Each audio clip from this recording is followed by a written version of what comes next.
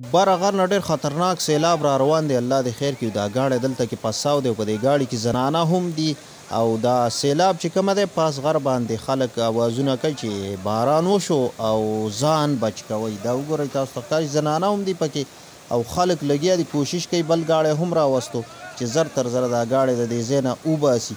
ولې دا وګورئ دا چېرته لاندې نه لګېدلی دی. تاسو ته ښکاري دا وګورئ ښه. خو خلک دلته کې د اوبو د یخوالي د وجې نه نشي ورتلی. دا وګورئ د ملګرو رامنډې کړې.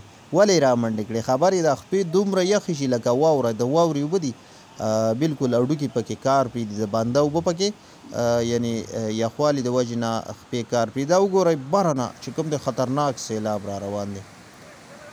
الله دې خیر کوي دې ګاډي ته.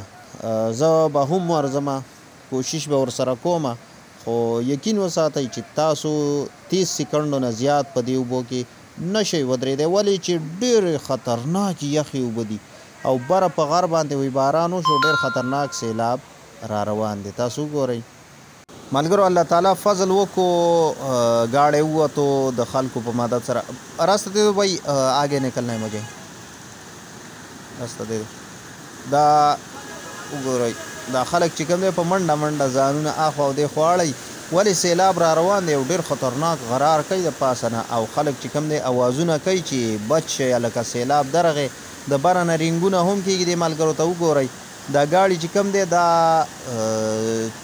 لکه په منډه منډه که یو ګاډی اوړېدی شي واومړي خو بره نه ډېر خطرناک سیلاب دی. د غټ غټ ګټان چې کومه دی هغه ټول ګټان یې را په مخه کړي وي دغه سیلاب. دا ګاډی پې ورلو الله دې خیر کوي چې سیلاب پې را نشي یکدم. ولې دا سیلاب چې یو ځل راشي که نه نو دا ځان له یو غټه لانجه وي. څه ګاډي یو خوا ایسار وي څه بل خوا. هغه کسان چې کومه دی هغه یې لا پیړه نه کوي خو دا ځینې ګاډو والا چې کوم دی زړور دي ورځي پې. ځه الله دې خیر کړي ګاډی په خیر سره ووتو.